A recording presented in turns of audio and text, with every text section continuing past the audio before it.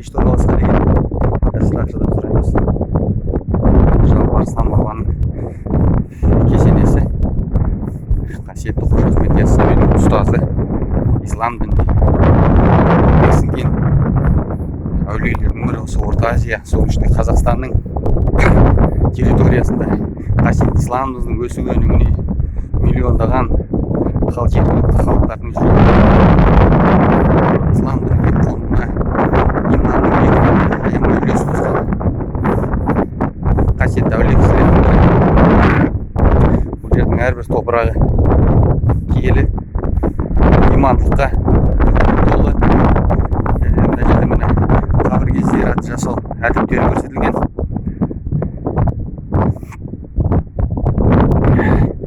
Арнайы кішкентай бір беседка сымақ.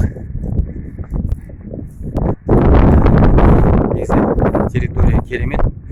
Бұндай әулие территориялар негізі міндетті түрде осындай жағдайда болу керек деп санаймын. Өйткені бұл біздің тарихымыз, исламның тарихы.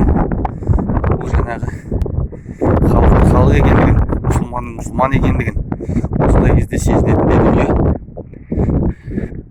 Арыстан баба кесенесі.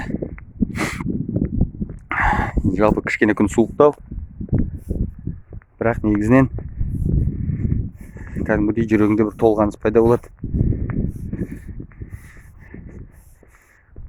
Осындай Алла тағала бұйрық түсіп, қасиетті Түркістанға келіп қалдық та, ал енді Түркістанда зиярат жасау, Қожа Ахмет Яссауидің кесенесіне бару, міндетті түрде ең бірінші оның ұстазы